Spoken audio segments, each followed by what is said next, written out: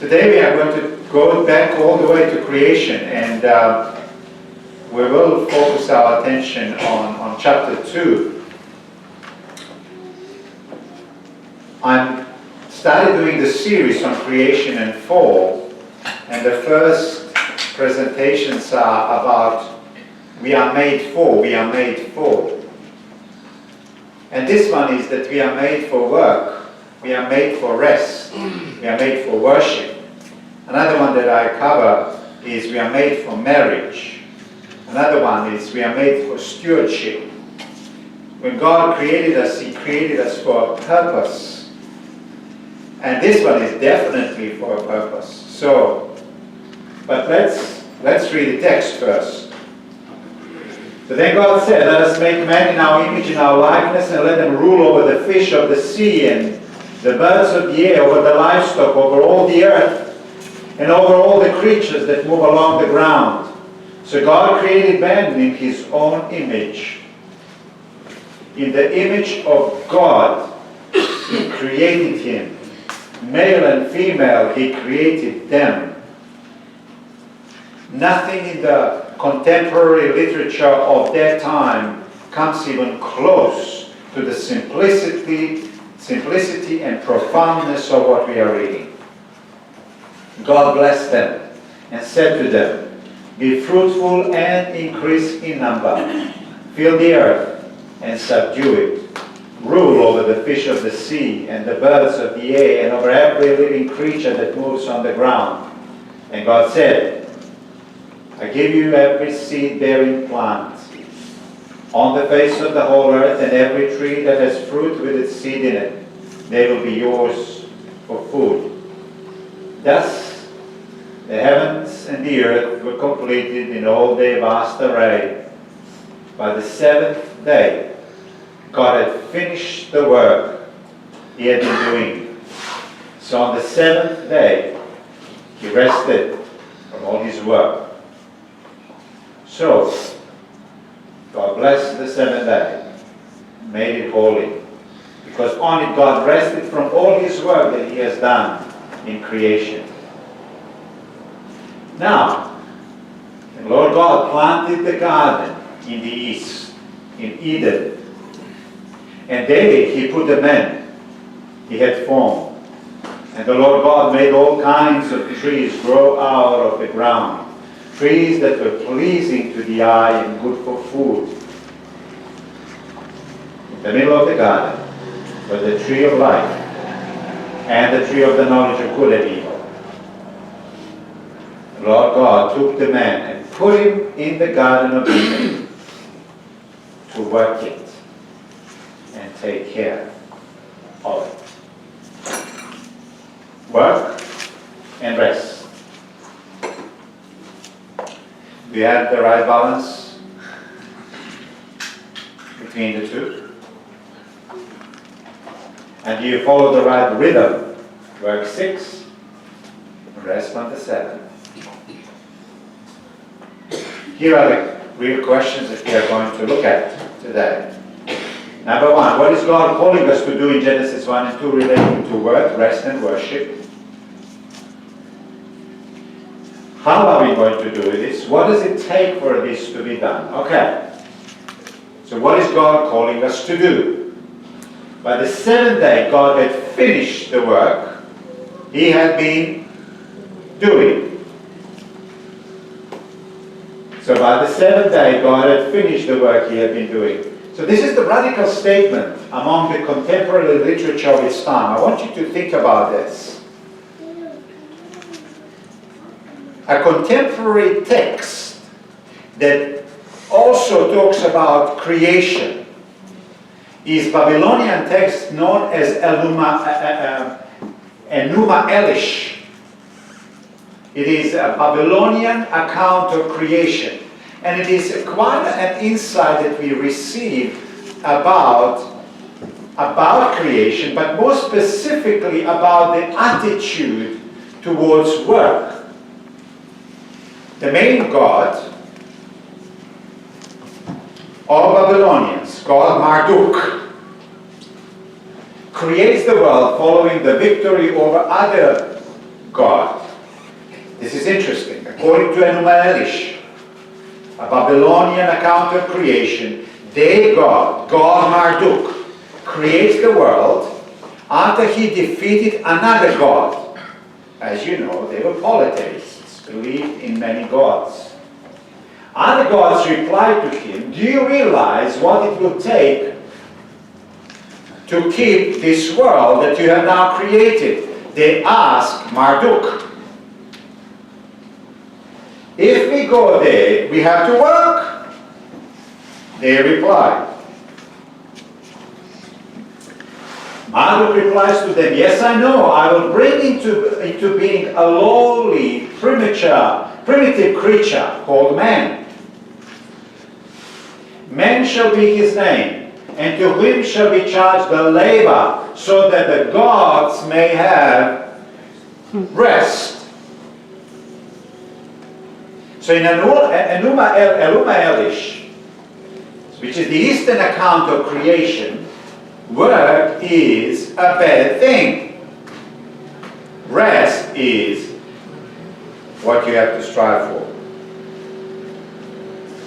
But it's not only Eastern tradition, view, and attitude towards work. It's also Western culture as well. Greek and Roman empires and cultures had a very similar concept and attitude towards the work. God Zeus, the main god of romance, gives Pandora a box and says, "Don't open it." Pandora opens it, and everything which is bad comes out of it.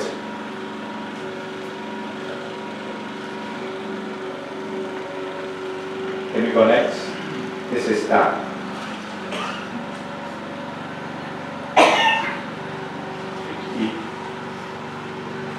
And look what comes out of Pandora box.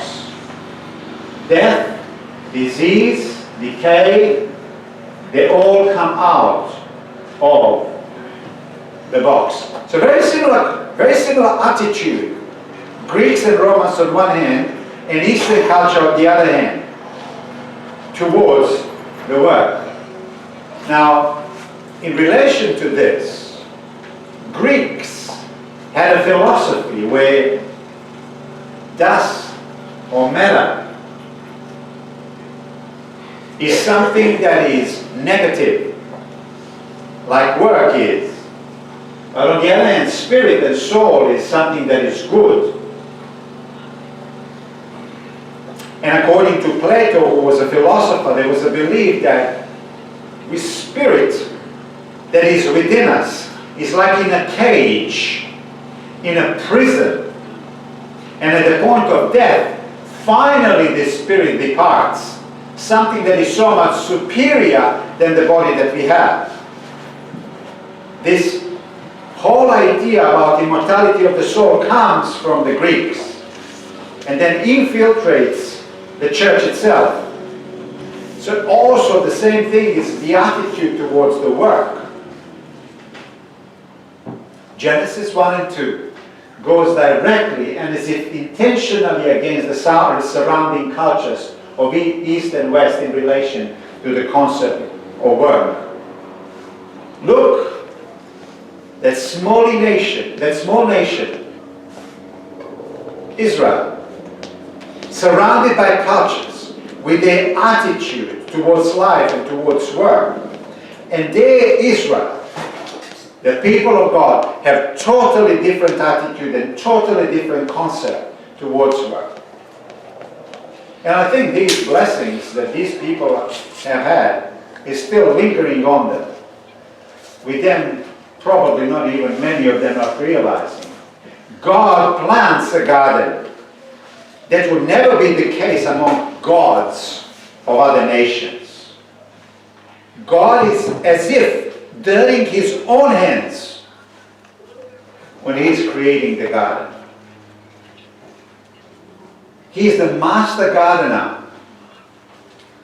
And he tells the man to be a gardener. So work is good. And our first parents were gardeners. This is the message that comes to us from creation. Work is good. We are called to do all kinds of work, and there is no a work that you call, this is not worthy of me. And there's work that is worthy of me. No, there's no such a thing. Work is good, and any kind of work is good, within moral framework, of course. Any kind of work is good. So how are we being asked to do the work is the second question. What are we to do? How are we to do it? And here it is. There are three important principles, and I'm going to especially talk to some of you who are young, youth, and the rest of us as well. This is really important, because you will be in the business of choosing what to do in life. What kind of work you are going to engage. What is going to be your career. What are the principles that you have to imprint on your mind and on your heart as you are contemplating on this question. Extremely important question. Who you are going to marry? Important question. What career, what work are you going to do? Another very important question. And principles that come to us from the Word of God, put it on your heart, put it on your mind. Principle number 1, look inside of you. Principle number 2, look outside of you. Principle number 3, look beyond you. Look above you, okay? You get it? If you have your phones, take a photo of that. Alright? It's really important. Really important. Oh, there are no phones here. Oh, you are great. You're good. You're good. Okay. Well, let's start. Look inside of you for the gifts that God has given you. You see, we as a church are so blessed to have you. What Brother Tia was saying this morning, and saying it from his heart and felt it as he spoke, is how proud he is of you, about you. And the whole rest of the church is. For using the gift of singing and reaching to the minds and hearts of other people. Amazing gift. Don't bury it. So look inside of you for the gifts that God has already given you. Number 2, look outside of you to the world where your gifts need to be placed and need to be at work. And number 3, look beyond you to God who have given you those gifts. Okay. Look inside of you. And God said, let us make man in our image, in our likeness, let them rule. Follow me on this one. When God created us, He created us in His image. So the characteristics that God has, we have too. So it's like an imprint of His being into your being. So you and I are similar to God in many ways. In which ways? He's intelligent. You are too. He's free. You are free. He's social being. You are social being. He's gifted. Incredibly gifted. And He has showered you with gifts. He is love. And you are created to love. He's emotional and you are emotional. So the imprint of the very core being of God has been imprinted on you. And we come back to the idea of gifts. He has gifts. He has skills. But then He says, I'm going to share them with you. I'm going to share them with you. So you are going to look inside of you to see what is it that God, what kind of gifts God has showered me with. Look inside of you. We are created in His image. God is a ruler and a creator. I want you to see that he created out of nothing and gave gifts. But we are also to create. The main difference is that we create out of that which already exists. He created everything out of nothing.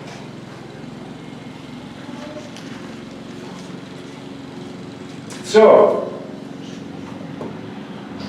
if God made you with gifts that may fit the role of a teacher, that means that you have an ability to teach, to inform, to make your kids think, to inspire them, and to have a heart inclination towards it. And you need to think about it. Is that maybe my life's calling, to be a teacher or to be an engineer? To measure, calculate, weigh, anticipate. Are these gifts that God has really given me? Or businessmen, come up with a product, fit the need, serve people, customer care, all of that. Medical, diagnose, give the right treatment, prevent disease. Is that where your heart would go? Look inside of yourself, counselor. Do you have a good listening skills? Diagnose, empower, care for others. Maybe that's the area where you want to go. Carpenter, calculating, attention to details, physical strength. Whichever profession your gifts fit and you choose to do, what you are doing is bringing order out of chaos. You are doing what God originally did. Let them rule. God has showered you with gifts. And somehow in the sphere of your influence, you are to bring order out of chaos. God did that originally, but because you are made in His image, you are also within a sphere of your influence, with the gifts that God has given you, you are to create order out of chaos. And especially as children of God, in the world that we live in, we are to bring order out of chaos. Amen. So look inside to see what your gifts are and where is it that you can bring order out of chaos. Does it make sense? Young people, I'm talking to you especially. Does it make sense? Look inside of yourself and say, I am made in the image of God. He has showered me with gifts. Where is it that I am really, my heart goes, my mind goes, I can spend time on it, and I'm so interested in it? That's what you need to pursue. Look inside of yourself. Primarily look inside for gifts rather than outside for money rewards. Young people, you may not always have the right examples in the older people around you, in the culture around you, because people do not look primarily into the gifts given by the Creator giver, but rather outside, what I can do, how can I earn money for myself. This is what culture does. This is what even many so-called Christians do. I'm looking for reward. But no, that's not the way. Look for the precious gifts God has given you primarily. They are more precious than the gifts that you will get from the outside. Look outside to match the inside gifts with the outside world. The Lord God, I want you to see this. The Lord God took the man out and put him in the Garden of Eden to work it and take care of it. So God creates Adam. God creates Eve. God creates garden. God creates them so that they can perfectly match. They can do and apply their gifts in the surrounding that they find themselves in.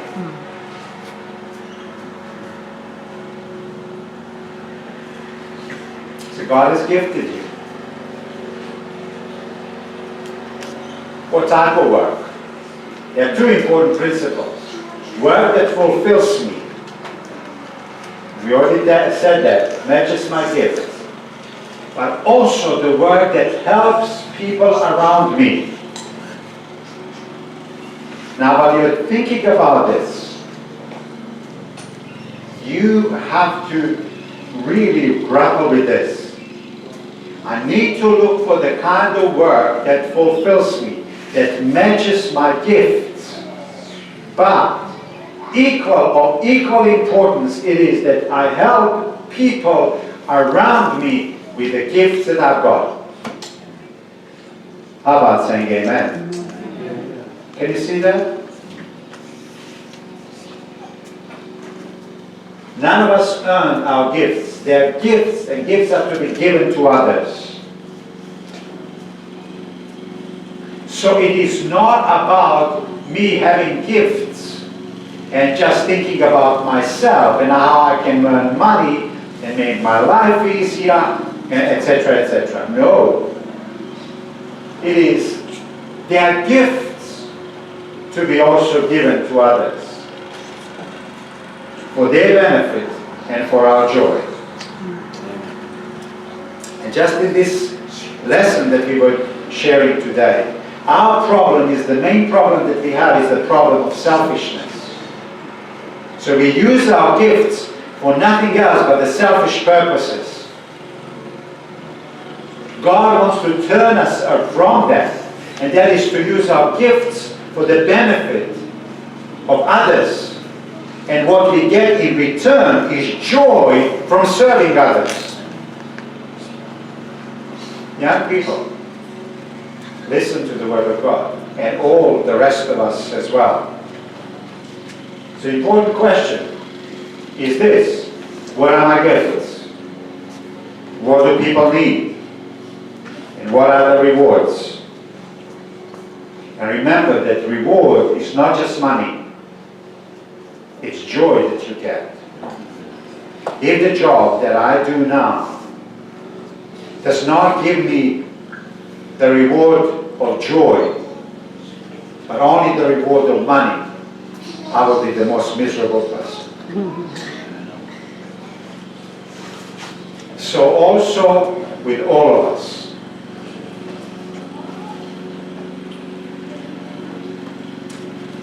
So it is not only to look at yourself and see what the gifts the Creator who created you in His image are given to you.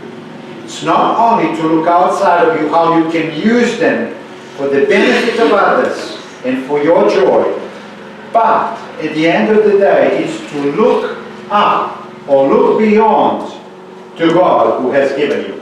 It's not enough only to look inside and outside. Look beyond you. Look upward to God for your life mission. Amen. For we are God's workmanship, created in Christ Jesus to do what? Good works, which God prepared in advance for us to do. Young people and the rest of us. The prayer should be, God, you have given me your gifts. There's a world out there that needs them, but I want to do it for your glory. Did you get that? Mm-hmm. You have given me gifts. There's world in need out there, especially for you and me as Christians and Christian Adventists. And what you have given me, these talents, I want them to be used for your glory. There is no end for a young person, for any person who prays this prayer. God will shower you with amazing blessings. You're listening carefully. If you dedicate your life to God who has showered you with gifts, and you see people in need, and you are there to help, and you will get a joy in return. There is no end of blessings that God will keep pouring out into your life, pouring out into your life, pouring out into your life.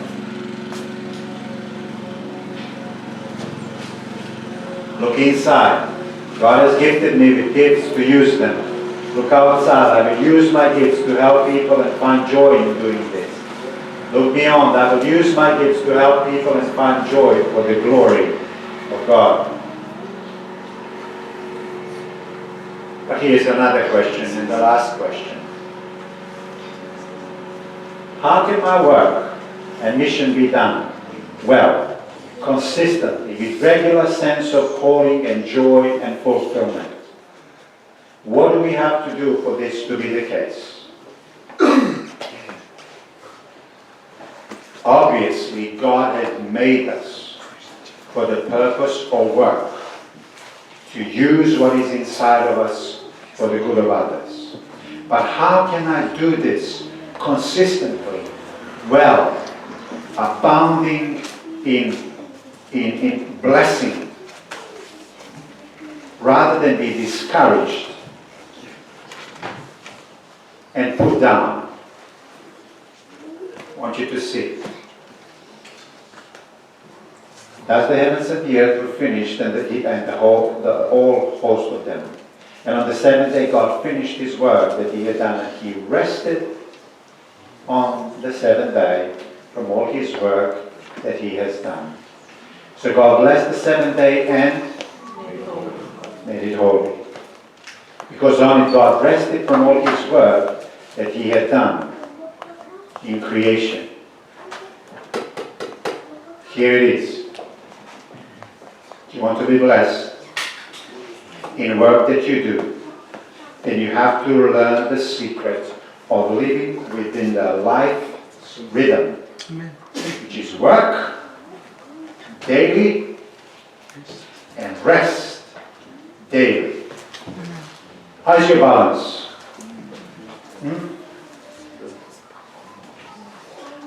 How's your balance?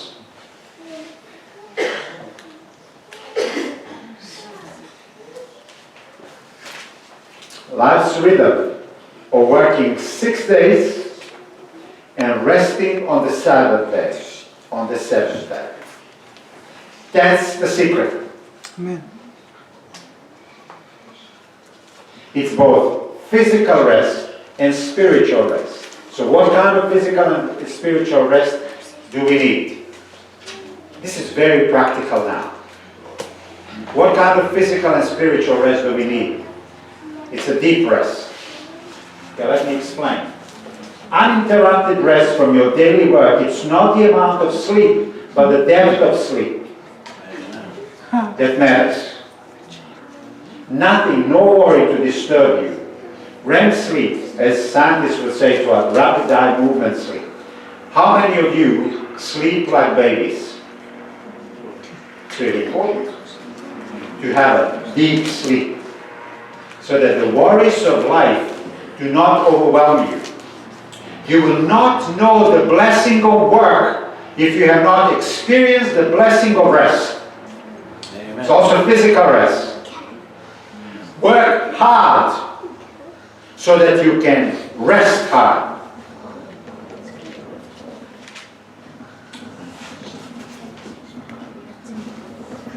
So many people out there cannot sleep. And they have to use medication, and there are reasons for that. But if we are to experience in fullness the blessing of work, we are in fullness to experience the blessing of rest, physical rest too.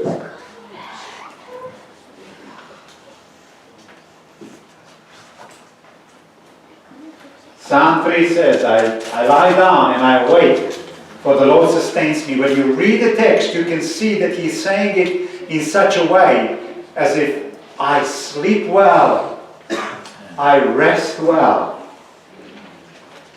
I work hard. Both go hand in hand. Seventh-day Adventists, we are not, in this sense, just people of one day.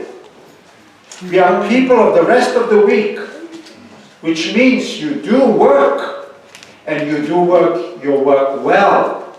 You find fulfillment in it. You work hard, and at the end of the day, you say, I'm tired, and I just need to sleep. And you sleep hard as you work hard.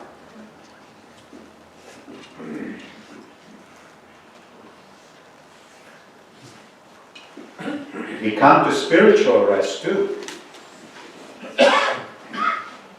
Daily we have to rest from my finished work. Isn't this the case? He is talking about physical reality. On a daily basis, at the end of the day, after you worked hard, you go and you just want to sleep. And you are resting from your finished work.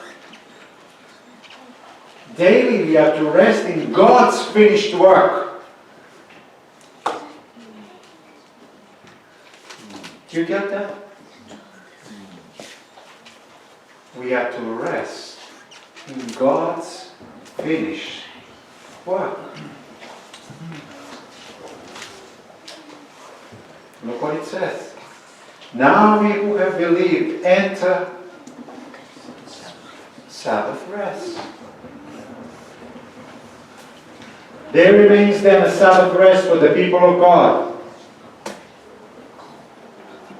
For anyone who enters God's rest also rests from his own work,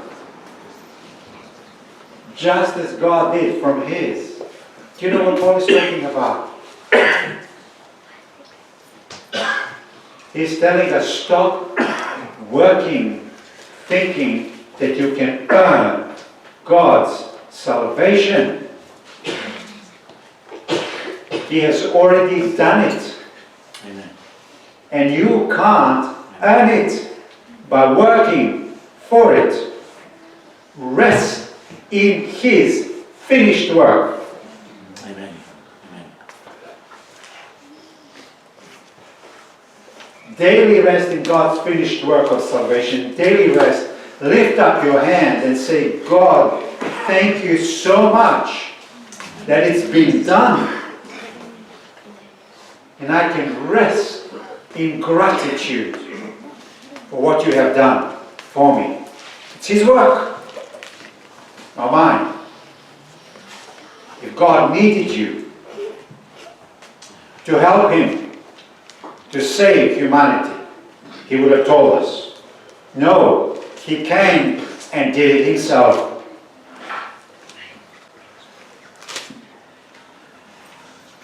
Daily rest in it. Weekly we need to rest in it. Do you see how we need to rest hard physically, but we need to rest hard spiritually in salvation provided? What was God's work in which we have to rest?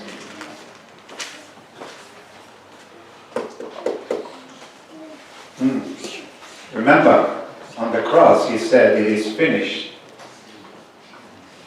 What was finished? What was finished? What was finished? Sorry? Again? Yeah? His work of salvation is finished. But do you know that that's resounding of a creation story? That God also finished the work of creation and said it's done. Now when he has finished the work of salvation, he said it is finished. So on Sabbath, we rest, look, in God's finished work of creation. We rest in his His finished work of salvation. You rest in it. How beautiful is that? God in Jesus fulfilled the law of God on our behalf and saved us. Okay? Do I give you a minute for this? In Jesus, God fulfilled the law of God on our behalf and saved us.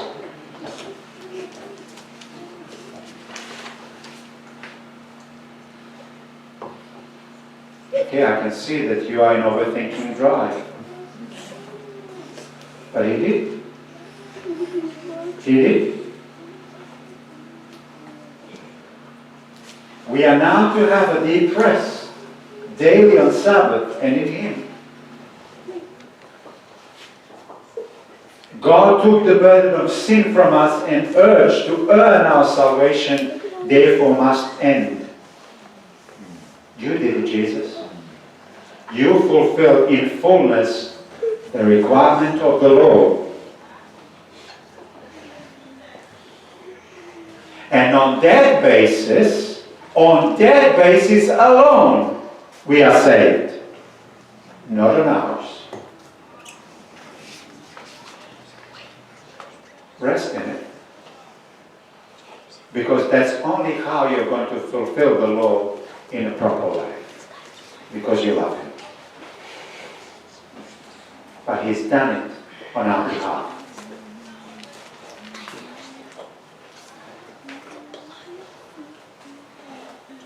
He then invites us to daily and weekly worship Him. He's finished. Don't try to make the work of Jesus unfinished business. Rest deeply in His finished work. When you do your work, no one can need to... You see, when you do your work, no one does need to mess with it. It's your work. So nobody needs to tweak it. If your work is your work, you do your work. If God has done His work, then don't mess with it.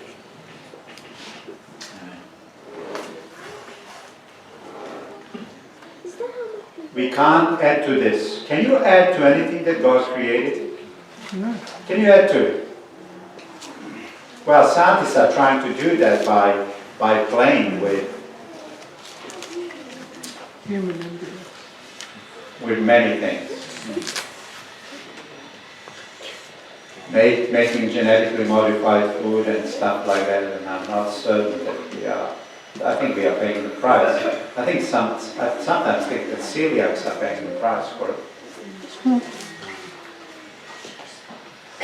Don't mess with the finished work of God. As far as creation is concerned, so don't mess with God's finished work of salvation. One of the reasons why we can't sleep, there are a number of reasons. Maybe you don't work hard enough during the week. Or the other extreme, I'm working too much and I'm worried too much. And you can be working too much in a spiritual realm as well, thinking that you can earn salvation by being a good person, and you are messing up the finished work of Jesus. Wow. So how can you, what about your rest in His finished work?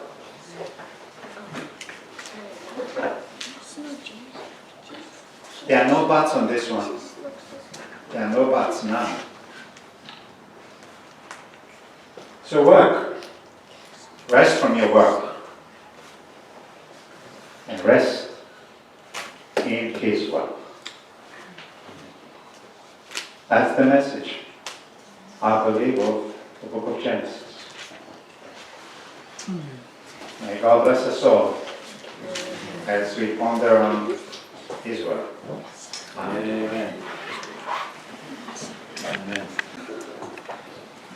Father, thank You for creating us in Your image. Amen. Amen. Gifts You have given us. We can't see them with our eyes. We can't touch them, but they are imprinted in us. What a statement. We are made in the image of God. Amen. Thank you for showering us with gifts. Lord, I pray for especially young people who might be thinking, what do I do? And might be confused because of many gifts that they have and that you have given them. Lord, I pray for your wisdom. I pray that they may recognize inclination, pure inclination of their heart, with gifts that they are given. Let them purge us, Lord, of selfishness. And let us see that there is need out there of people who need to be blessed. Amen. And especially blessed with the gospel of Jesus. So that the work we do is for the glory of God. Amen.